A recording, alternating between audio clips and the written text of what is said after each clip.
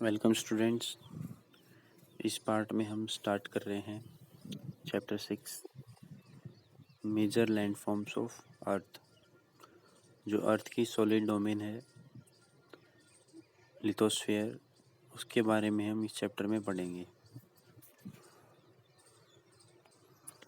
तो देखिए, जो मेजर लैंडफॉर्म्स हैं अर्थ के वो हैं, सबसे पहले माउंटेन्स पढ़ेंगे हम, माउंटेन्स के बारे में।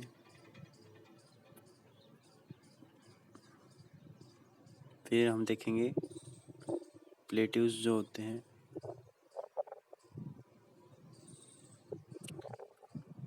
और लास्ट में प्लेन्स जो मैदान होते हैं उनके बारे में हम पढ़ेंगे। तो ये मेजर लैंडफॉर्म्स हैं जो डिवाइड किया गया है माउंटेन्स में, प्लेट्यूज और प्लेन्स के अंदर।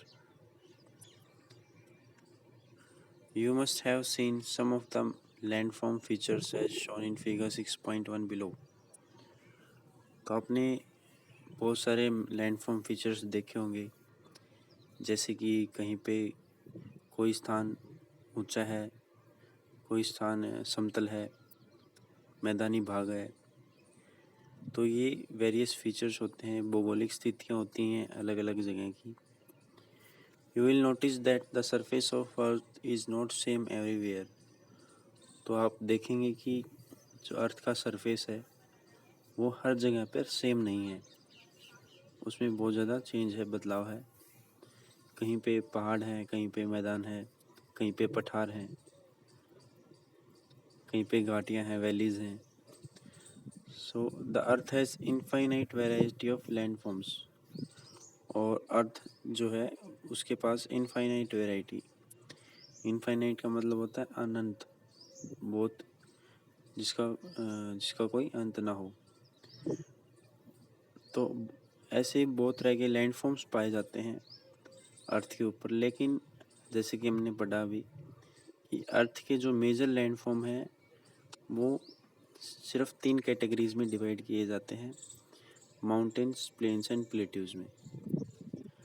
सम पार्ट्स ऑफ द लिथोस्फीयर में be rugged and some flat. तो कुछ जो पार्ट है लिथोस्फीयर का, जो लिथोस्फीयर डोमेन है, उसका कुछ पार्ट रग्ड हो सकता है। रग्ड मीन्स रफ हो सकता है, ऊंचा नीचा हो सकता है। और कुछ हिस्सा उसका फ्लैट, सीधा हो सकता है, समतल हो सकता है।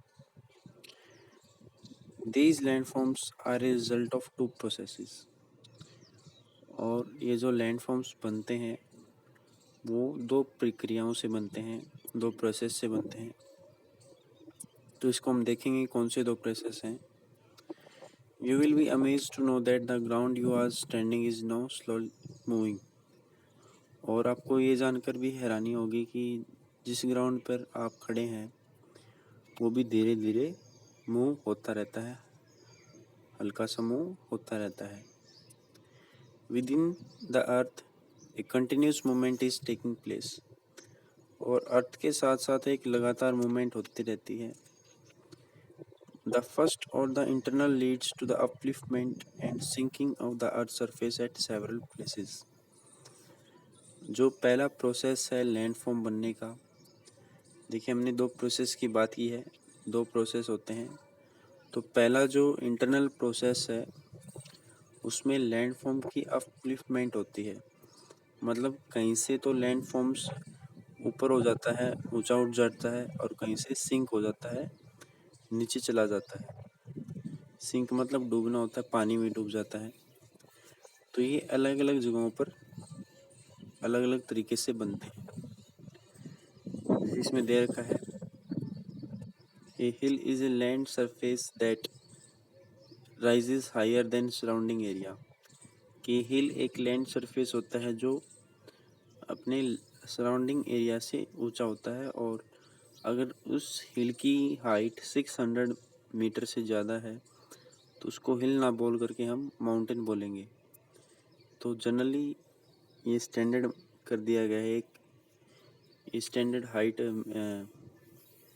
ये इसकी निर्धारित कर दी गई है कि 600 मीटर से अबोव जो भी लैंडफॉर्म होगा या फिर जो भी हिल होगी उसको माउंटेन की कैटेगरी में डाला जाएगा। कुछ माउंटेन्स ऐसे हैं जिनकी हाइट 8,000 मीटर से भी ऊंची है, जैसे माउंट एवरेस्ट है, उसकी जो ऊंचाई है वो 8,000 मीटर से भी ज़्यादा है। जो माउंटेन रीजन होते हैं वो कुछ इस तरीके से दिखाई देते हैं, जैसे माउंटेन्स हैं, माउंटेन से रिवर्स निकलती हैं, फिर प्लेन जो होते हैं वो समतल मैदान होते हैं, फिर माउंटेन के पास लेक्स होती हैं और रिवर्स जो है वो ओशंस में जाकर के मिल जाती है। तो कुछ इस तरीके का स्ट्रक्चर होता है, जैसे कि ये प्लेन है, मैदान है, इस प्लेन से जो ऊपर उठा हुआ हिस्सा है वो प्लेटू है, ये कुछ इस तरीके से दिखाई देता है। ये समतल मैदान से ऊपर उठा हुआ है, ये भी एक फ्लैट लैंड है। प्लेन भी एक फ्लैट लैंड होता है और प्लेटू भी एक फ्लैट लैंड होता है। डिफरेंस सिर्फ इतना होता है कि प्लेटू जो है वो प्लेन से ऊंचाई पर होता है और माउंटेन जो है वो स्टीप एलिवेशन होता है, मतलब सीधा स्ट्रेट एलिवेशन होता है वो। तो अभी इनको हम आगे देखेंगे। The second or the external process is the continuous wearing down and rebuilding of land surface। तो जो दूसरा लैंड फॉर्म बनने का जो प्रोसेस है, लैंड जो मेजर लैंड फॉर्म्स है या जो छोटे ज़मीन के टुकड़े हैं या जो आइलैंड्स हैं वो कैसे बनते हैं, वो है कंटिन्यूस वेयरिंग डाउन, कि लगातार उनका वेयर हो जाना। वेयर मतलब कि उनका इरोजन हो जाना, मिट्टी का कटाव होते रहना और उनका फिर रिबिल्ड होते रहना किसी दूसरी जगह पर। जो आइलैंड्स होते हैं वो इसी फॉर्मेशन के थ्रू बनते हैं। मिट्टी कहीं से उड़ करके आती है या फिर पानी के थ्रू आती है और एक जगह पर इकट्ठी हो जाती है, जिससे वो छोटा सा आइलैंड बन जाता है। The wearing away of earth surface is called erosion. और अर्थ सरफेस का वेयर हो जाना मतलब मिट्टी का कटाव होना, तो उसी प्रोसेस को बोलते हैं erosion. The surface is being lowered by the process of erosion and rebuilt by the process of deposition. तो सरफेस जो है वो कम होता है किसी भी जगह का। अगर मान लीजिए सरफेस कम हो जाता है तो इरोजन प्रोसेस के कारण कम होता है। और अगर कोई नई जगह बनती है, नया लैंड मास बनता है, तो डिपोजिशन प्रोसेस के कारण होता है। तो ये दो प्रोसेस होते हैं, जिससे ये जो दो प्रोसेस हैं वो किसके द्वारा होते हैं। These two processes can be carried out by running water। जो ये दो प्रक्रियाएं हैं वो बहते पानी से, आइस से या विंड से, ये एजेंट्स है जो मदद करते हैं एरोजन और डिपोजिशन में। Broadly way can group different landforms depending on elevation and slope. तो अगर हम ब्रॉडली मतलब मोटे तौर पर अगर हम इन लैंडफॉर्म्स को डिवाइड करें तो किन बेसिस पे डिवाइड किया जाता है। एलिवेशन मतलब ऊंचाई, और स्लोप कितना स्लोप है, कितनी ढलान है उस क्षेत्र की। तो इन दो चीज़ों पे हम डिपेंड करते हैं वो लैंडफॉर्म क्या होगा। तो सबसे पहले जो कैटेगरी जो लैंडफॉर्म है वो है माउंटेन्स, फिर प्लेट्यूज, फिर प्लेन्स। तो आइए अभी हम माउंटेन्स जो है उसको स्टार्ट करेंगे।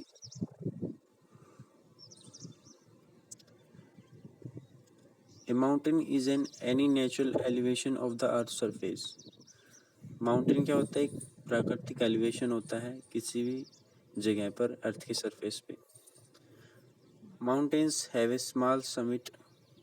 माउंटेन्स का जो समिट है, समिट मतलब जो इसकी चोटी होती है, शिखर, तो वो बहुत छोटा होता है, हो भी सकता है छोटा, और इसका जो बेस है वो चौड़ा होता है। आधार जो इसका ब्रॉड होता है, चौड़ा होता है। It is considerably higher than surrounding area. और ये आसपास के क्षेत्र से बहुत काफ़ी ज़्यादा ऊंचा होता है। Some mountains are even higher than clouds. तो कुछ माउंटेन ऐसे भी होते हैं जो बादलों से भी जो बादल होते हैं उससे भी ऊंचे होते हैं, जैसे कि माउंट एवरेस्ट हमने एग्जांपल देखा। As you go higher the climate becomes colder. तो जैसे जैसे आप ऊपर जाते जाएंगे तो जो क्लाइमेट है, जलवायु है, वो और ठंडी होती जाएगी। In some mountains there are permanently frozen rivers of ice. कुछ माउंटेन्स ऐसे होते हैं जहाँ पर हमेशा बर्फ़ जमी रहती है, परमानेंट रहती है, स्थायी रूप से रहती है। सो इन रीजन्स को क्या बोला जाता है, जहाँ पे हमेशा बर्फ़ जमी रहती है, तो उनको बोला जाता है glaciers. There are some mountains you can not see as they are under the sea. कुछ माउंटेन्स ऐसे भी होते हैं जिनको आप नहीं देख सकते क्योंकि वो समुद्र के नीचे होते हैं, समुद्र में पाए जाते हैं। Because of harsh climate less people live in mountain areas. और हार्श क्लाइमेट होने के कारण इसका जो क्लाइमेट है वो हार्श मतलब कि प्रतिकूल जो वातावरण है, जो रहने लायक नहीं है, तो कम लोग यहाँ पे रहते हैं इसी कारण से। सीज द स्लोप्स आर स्टीप्स। और जो इसका स्लोप है, जो झुकाव है माउंटेन का, वो स्टीप होता है, सीधा होता है, स्ट्रेट, तो इस पर चढ़ाई करना मुश्किल होता है। Less land available for farming. और बहुत ही कम भूमि उपलब्ध होती है खेती करने के लिए पहाड़ों पर, ना के बराबर होती है पहाड़ पर खेती।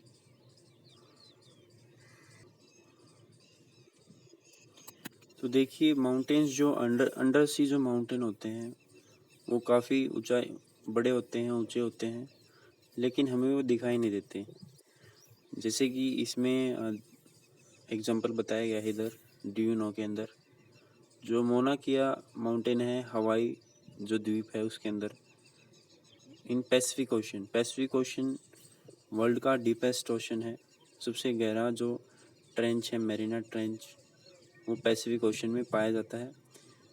तो मोना किया जो आइलैंड, हवाई आइलैंड के पास जो पॉइंट है, मोना किया पॉइंट के ऊपर, वहाँ पे जो माउंटेन है, ठीक है, मोना की ये माउंटेन का नाम है, जो 10,205 मीटर्स डीप गहरा है, जो कि अर्थ पे सबसे ऊंचा जो माउंटेन है, माउंट एवरेस्ट से भी बड़ा माउंटेन है मोना किया माउंटेन। और ये अंडर सी माउंटेन है। आगे देखिए, माउंटेन्स में भी arrange in line known as range. अब अगर माउंटेन्स एक रेंज में, एक लाइन में अरेंज हैं, तो उसको बोलते हैं रेंज, जो श्रृंखला है। Many mountain system consist of A series of parallel range extended over hundreds of kilometres. बहुत सारे माउंटेन सिस्टम जो हैं उनकी सीरीज होती है, पैरेलल रेंज होती है, जो सैकड़ों किलोमीटर तक फैली रहती है, हंड्रेड्स ऑफ किलोमीटर तक फैली रहती है। जैसे कि इंडिया में अगर हम बात करें तो राजस्थान में जो अरावली रेंज है वो भी एक श्रृंखला है पर्वतों की। इसमें और भी एग्जांपल दिए गए हैं। The Himalayas, the Alps, the Andes are ranges of Asia.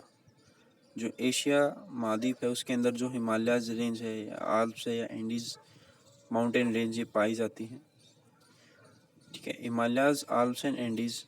तो हिमालयाज जो है वो एशिया में पाई जाती है, हिमालय माउंटेन रेंज। आल्प्स जो रेंज है वो यूरोप में, जो यूरोप कॉन्टिनेंट है, और Andes mountain range south America में पाई जाती है। तो ये माउंटेन रेंज है कुछ वर्ल्ड की important. Mountains very in their Heights and shape. अब हमें पढ़ा था कि जो माउंटेन्स है वो अपनी हाइट और शेप में चेंज होते रहते हैं। अलग अलग जगहों पर अलग अलग हाइट के माउंटेन पाए जाते हैं, अलग शेप के पाए जाते हैं। तो आगे हम पढ़ेंगे 3 टाइप्स ऑफ माउंटेन्स कि इनकी टाइप्स क्या हैं। तो ये जो 3 टाइप्स हैं वो हम नेक्स्ट पार्ट में कंप्लीट करेंगे। तब तक के लिए इतना ही हम इसको देखेंगे।